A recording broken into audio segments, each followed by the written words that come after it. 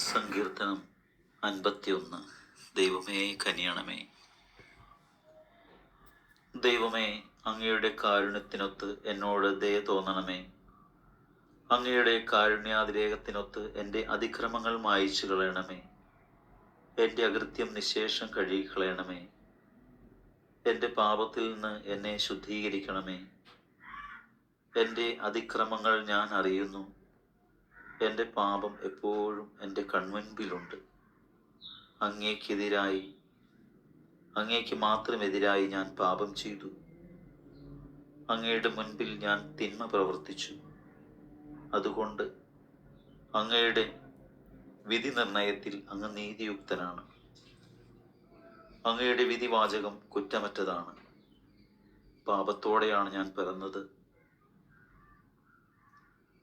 അമ്മയുടെ ഉദരത്തിൽ ഉരുവായപ്പോഴേ ഞാൻ പാപിയാണ്.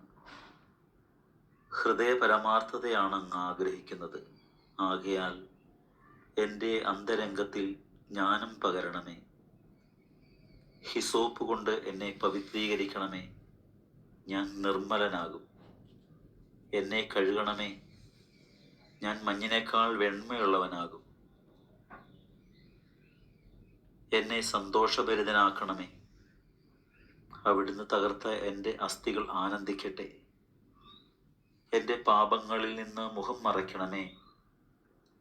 എൻ്റെ അകൃത്യങ്ങൾ മായിച്ചു കളയണമേ.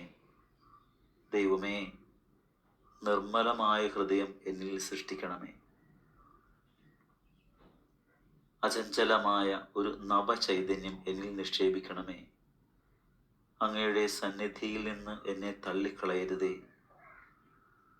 അങ്ങയുടെ പരിശുദ്ധാത്മാവിനെ എന്നിൽ നിന്ന് എടുത്തു കളയരുതേ. അങ്ങയുടെ രക്ഷയുടെ സന്തോഷം എനിക്ക് വീണ്ടും തരണമേ. ഒരുക്കമുള്ള ഹൃദയം നൽകി എന്നെ താങ്ങണമേ.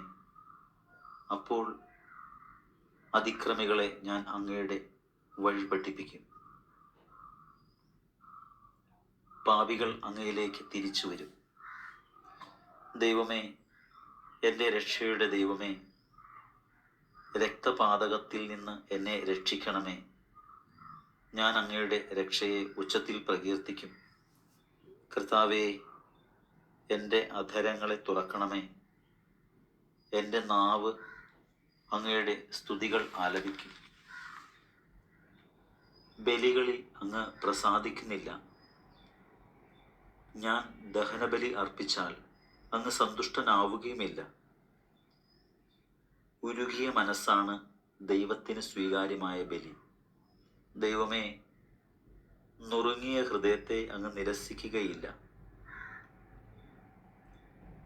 അങ്ങ് പ്രസാദിച്ച് സിയോന് നന്മ ചെയ്യണമേ. ജെറൂസലേമിൻ്റെ കോട്ടകൾ പുതുക്കി പണിയണമേ.